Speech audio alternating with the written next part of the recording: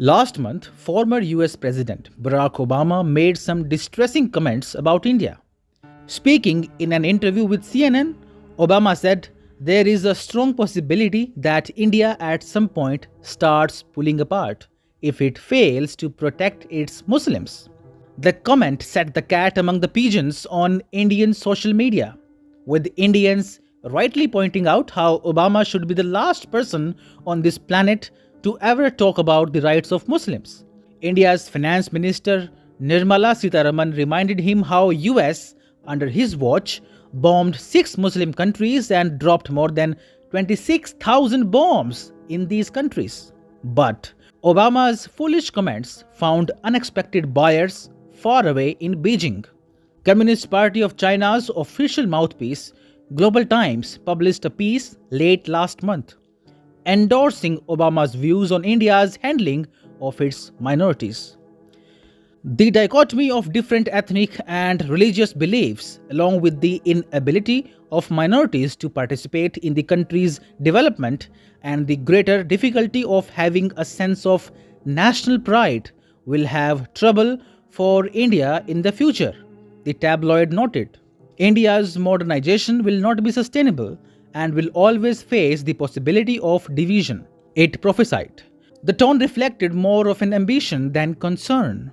It is true that following the collapse of the Soviet Union in 1991, China has seen India as the only potential rival in East Asia. That explains why the Chinese establishment has long cherished the ambition of breaking up India. In 2009, a Chinese military think tank brazenly floated the idea of breaking up India into 20-30 independent states. If China takes a little action, the so-called Great Indian Federation can be broken up. Read the article posted on the website of China International Institute for Strategic Studies. It suggested that China should help create divisions in India by supporting factions of the Assamese, Kashmiris, and Tamilians. The author of the report also recommended Beijing join hands with the United Liberation Front of Assam to carve out an independent Assam from India. Meanwhile, a letter surfaced in 2020 written by the radical group Sikhs for Justice or SFJ to China seeking help against India also shed light on possible links between Beijing and pro-Khalistan forces.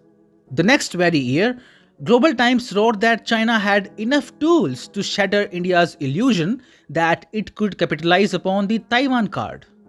If India supports separatist forces in China, the latter could as well support separatist forces in Northeast India in an eye for an eye manner, Global Times warned.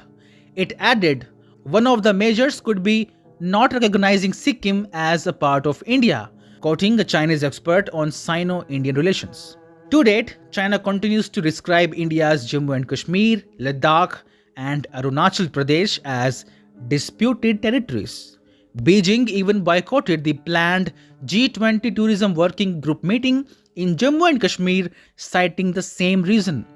China continues to oppose high-profile political visits to Arunachal Pradesh by calling them a violation of China's territorial integrity. Well, the question is, how has New Delhi returned the favor? Unfortunately, it never did. Indian policymakers always feared ostracizing China. The Dalai Lama and Tibetans still feel deprived of political freedom in India. India still remains silent on Taiwan under the so-called One China policy. India's decisions vis-à-vis China were directly influenced by US and other international factors in the past.